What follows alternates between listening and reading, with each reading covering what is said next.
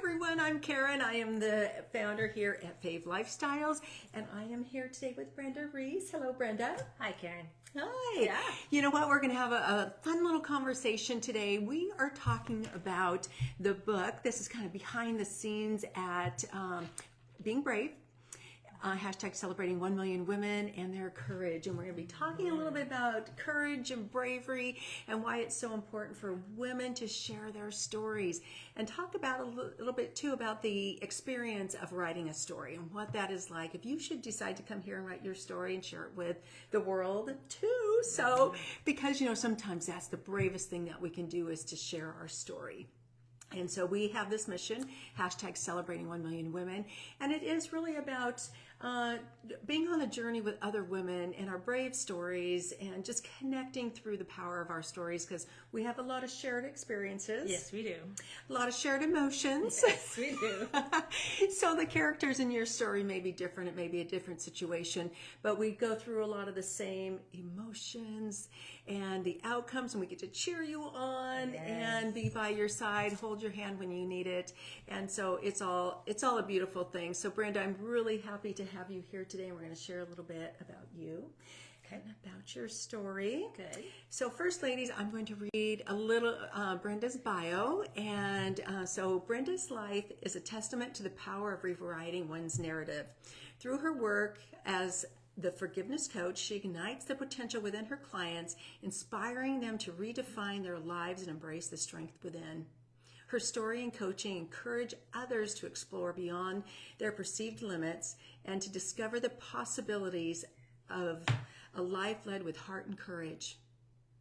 Whether on stage, through her podcasts, or in one-on-one sessions, Brenda remains a guiding light to all those who seek transformation. Is that you, ladies? Yes.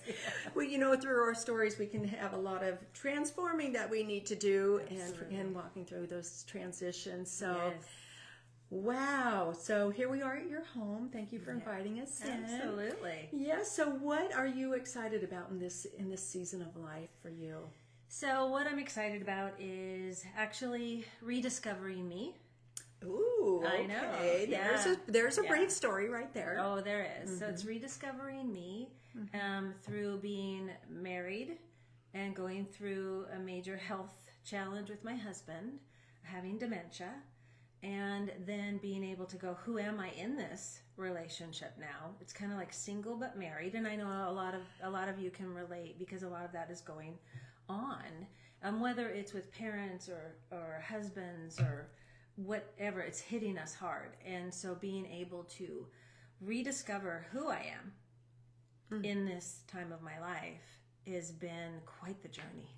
I bet. And a lot of times too, they're unexpected transitions that we have no idea that we are going to go through them. Absolutely. I mean, because we're not that old. Nope. So we still have a lot of life to live. Oh my gosh, absolutely. And as you said, it's a story about dementia. So let's just give the girls a little bit of insight into the story. Okay. So Brenda's story is From Codependence to Confidence, a journey of self-love through dementia. And it's a powerful reminder that true strength comes from within, which you mentioned. In the midst of her husband's decline due to dementia, Brenda reached a pivotal moment where she realized that taking care of herself wasn't selfish. It was necessary. By embracing self-compassion and setting boundaries, she not only reclaimed her own power, but also became a source of inspiration for others. And Brenda, I have to say, seeing you walk through this, because ladies, I mean, how many of you have maybe gone through something where you're finding yourself unexpectedly in a different situation, whether it be you're single, or maybe you're doing caretaking, or whatever that is. And I loved that you talk about it not being selfish. There's these circumstances that are necessary that you have to deal with. Yes. But yet, tell us a little bit about that, about maybe taking that guilt away from the word selfish, or having to, that it's okay to take care of you. it's funny, as human beings, it seems like we learn through a little bit of suffering rather than just like, oh, I got this one. Yeah. I read the book. I don't have to do that. And so it takes us a while to get there. And that's what had happened with me. Going through several relationships, you know, finally realizing how codependent I had been. And really then being the nice girl, being the one that's trying to make everything okay, and really bumping up against this huge wall of he was not willing to get the test that needed to be done. And and I kept trying all sorts of different ways to get it. And finally, just this moment of huge anger, frustration, and you know what I mean? Getting to that point of I have no control. None. And so what am I feeling? I can't even feel guilty right at that moment. Because it was like, Brenda, you have no control over another human being. Wow, now that says a lot. And anyone else maybe who has parents walking through dementia, because they're there in the moment, yet there's certain things that they can't take care of. And I mean, once they're past that moment, they're in a new moment. But they think they're okay. Yes. Which I am just learning about too, as you know, as my parents are aging. And so that has got to be one of the hardest things as you're trying to deal with this circumstance. You've got another human being, and how do you turn that camera back on you and go, hey, I got to realize there's some things going on here that I have to take care of me too along this road. Absolutely. And that takes a while to get there too, because we are conditioned, ladies, right? We're conditioned to take care of everybody else. In fact, it's selfish if we consider ourselves first. Who taught us that? Who made that crap up, right?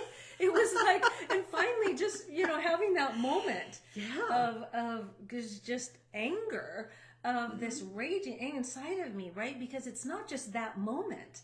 It was all this anger from all those other times that I was trying so hard to make everything okay. And I couldn't, and I was feeling guilty for all the feelings and trying to take care of myself. And just this whoosh of clarity of there's no control. I've been conditioned to take care of somebody else first, for Pete's sake. While I really felt, and I think everyone here, I probably can relate, I was dying inside. Right? Okay, anybody else relate to what we've talked about yet? Yeah, I mean, there's pieces in this, in all kinds of different stories, whether even if you're a mom taking care of your kids, it can apply there too. It can, and especially through any relationship, right? You have these moments of when you're giving, and there's nothing coming back, and you have this moment of the aha, or however you want to call it, where it finally makes sense that there's no... I can only take care of me. You know, the oxygen mask thing, all of that, but this takes it deeper. You know, we all hear that. Yeah, put your oxygen mask. That makes sense. But no, this is an emotional core moment of, if I don't do it, no one else will. No one. Wow. So we're going to continue with your story here a little bit, because we want to give you kind of an idea of what the other side looks like too. Yes. And then we're going to talk a little bit about the experience of writing the story. But let's just real quickly, what was that moment where you were like, I can't control all this. Here I am, not taking care of myself. What was that pivot point? What was that moment you're like, wait, something's got to change? Yes, the pivot point was actually amazing, because it was at a time where frustration of I knew something. Okay, we all know this. We all have that intuitiveness. There's something wrong. You know, he's not willing to get the help, and I'm just so angry because I've lost any ability to have a relationship at this moment because of what was happening with him. And not even, I feel like I lost my best friend, I lost my partner. I mean, this was a relationship, we married later in life, and this was the one. I finally figured it out, right? I thought. And then within a few years of being married, this all started happening. And then I felt helpless and hopeless, right? And so I was at this one moment of when he was just saying, no, he wasn't going to go do it. I felt this, I mean, it was a rage. It was a rage. Anybody feel that? I mean, it was a burning. It was up inside, and I had a pen in my hand. I threw the pen down. The cat scattered, and I just said, damn it, come on. I've lost my husband. And I was just so angry. And he looks at me and he says, calm down. Don't ever do that, right, ladies? Don't ever do It's like, wait, I need space to express myself. Right. And I mean, I was ready to kind of go boom. And all of a sudden, it was a calmness. There was just this, I mean, those that have experienced it, you know what I mean. It was this from somewhere else, calmness that came down. And all I heard was, Brenda, walk away. You have to take care of yourself first. I mean, I heard it clearly. I mean, it gives me chills. I know, right it's now. giving me chills. It gives me chills. Yeah. I mean, I stopped like mid-sentence, and I just looked at him and I said, I meant what I said. And I walked away. I mean, it was this beautiful calmness that stayed with me. And it was like this decision, like the universe saying, here you go. That is what I would call a brave moment, where that brave, you embody it, and it's like, wait, here we are, this is where we're at, this is what we're feeling, and something has to change. Something has to, and I listened. That's the other key. I listened. I could have gone on as the victim. Yes. But all of a sudden it was like, oh no, I'm not the victim here. And, if you're going to do this, I have to take care of myself. Yes. Okay, I just want to stop there. Okay, girls, did you take notes? Because how many of you have been in that situation? I mean, as you're saying that, I'm like, oh, yes. And to just stop and go, wait a second. I don't have to be the victim. No. And owning that, owning who you are, taking those next steps of bravery, because it doesn't stop there. It doesn't take one brave moment. Right. You have to take probably a lot of very brave steps where maybe you have to kind of tap back into that moment again. You do. You have to tap. Yeah. Oh, exactly. And so here's the thing, girls. You can borrow her moment. Yes, you can. You can borrow her that moment and go, I can feel what Brenda was feeling. And I mean, because I could feel it as you were talking. Yeah. I'm like, oh, you mean I could do that too? Yes. And I think that's one of the things that is so important about telling our stories is that we get to take those moments of bravery and go, wait, I have permission to do that too? Yes. So so writing this story, and there's more to the story, girls. We're not going to tell you the whole story because we want you to read it in the book. So we've got this pivot point. So as you were thinking of sharing this story, because this is all fairly recent, and it involves other humans, and so that's also one thing that we always have to consider when we're sharing our stories. But this is a story about you and your feelings. Right. And so tell us what that was like. What was that thought process as you were thinking about writing this story? So first I want to say the way that we wrote the story was excellent. That helped me with the bravery and the courage. Oh, good. The way that you had it outlined, answering the questions, was, I mean, it took away the fear because it's like, okay, I'm answering these questions. And so it does help in that sense. Then the other part is because I hadn't really, except for a few close people, I hadn't really shared the full story because there's kids involved, there's, adult kids involved, and there's different things. And I hadn't really been to that point of being able to speak it out loud yet. And all of a sudden, when we were talking about courage and bravery, and then during my journey, I had a couple women reach out to me that said, hey, someone said you were going through this process with dementia and I don't know what to do. Can you help? It was that helped me go, I need to tell this story. It's that point of when somebody says yes, because this is the one thing. Ladies, we need to tell our story because of that. Don't wait until somebody reaches out. Because how many times have you read a story that touched you that you hadn't heard before, but you all of a sudden you feel seen and you feel heard, and you're like, oh my God, someone else is, I'm not alone. Yeah. And that's what that helped me do. When these couple women reached out and I talked with them, it was like, this is valuable. I get to get over any angst or fear, right? Or judgment of myself, that I did it wrong or that I'm not doing it right, that someone's going to judge me, right? Because that's what we're afraid of, a lot of us. And it's like, no, you know what? They can do whatever they want. Someone needs this information. Yes. And I think, thank you for saying that, because that is so important. And it also, did you feel like your emotions were validated as you were writing the story? Oh, absolutely. Because sometimes when we write it, it's like it's healing. It's a like this little process, because you talk a lot about writing a love story and the importance of writing. Right. The writing is cathartic. Yes. And because a lot of us live with it up here. I was living with it up here. And even in here. But and for some reason we think that it's not important, or it's not enough, or it's not, it's not a big enough story. Yes, it is. Oh, that I wonder how many women think that their story is not important enough to share, or it's not a big enough story. Right. Yeah. Yes, that came up several times, and it was in talking with clients of mine. It was like, my story's not important enough. It's like, oh my God. Yes, it is.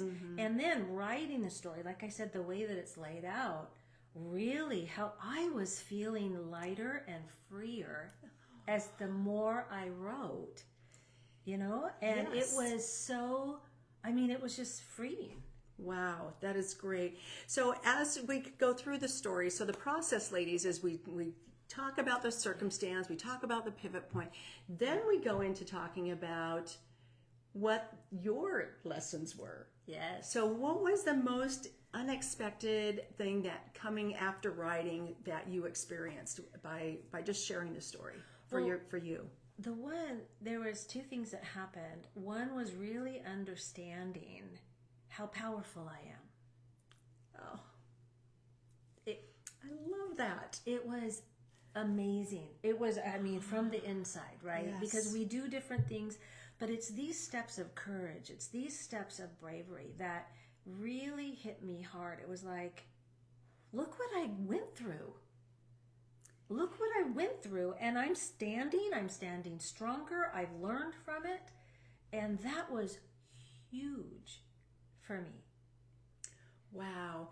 And so as we write our stories, I think that's one of the things that sometimes when stories are written, or maybe women, they're thinking of writing a story, they don't maybe always realize that it helps us to recognize the things that we've learned. Absolutely. Yes. And I like how you said it helped you realize, did you feel that power was already there and you came to recognize it? Oh, I did. That's exactly right. It was already there. All I did was rekindle it. Oh. I just rediscovered it. Like I said, you know what I mean? It's like reclaiming it. Because we feel like we get beaten down through life's stuff, right? We feel like we're being and we're being bombarded all the time, and we can feel beaten down, and unless we have an outlet that recognizes, that sees us, that understands us, and that's what this story does. That's what Fave does, actually, really, is allows each one of us to be seen and heard. That's how I have felt through this whole process, and it's a beautiful thing, because then we recognize, because we're mirrors for each other, we recognize that I can do it, that we recognize the strength and the power and the love and everything within us, so then we don't feel like we stand alone. And there you go. Mic drop. It's true. Ladies, you don't have to stand alone. That's what we're here. And as Brenda has written her story, and you said people reached out to you. Ladies, if you're going through something, feel free to reach out. We're here for you. That's what all of Fave is about too, is to be able to connect women and shared experiences. Oh, yes. Let's do the journey together. It's so much more fun. It is more fun. And you know what, Brenda? Now that we've come, and I cheered you on in your story, because as you came to realize these things, you're like, yes. And I think that's part of the thing too, is not just to hear the circumstance, because they're hard, and they are.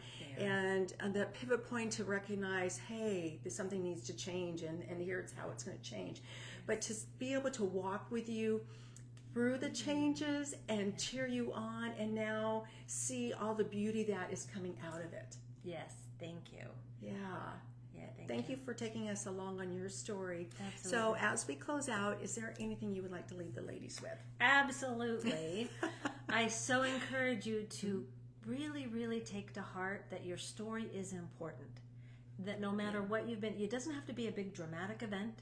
It doesn't have to be anything except for living life. Living life takes courage. It takes to live life today takes courage and bravery. And I want to know your story.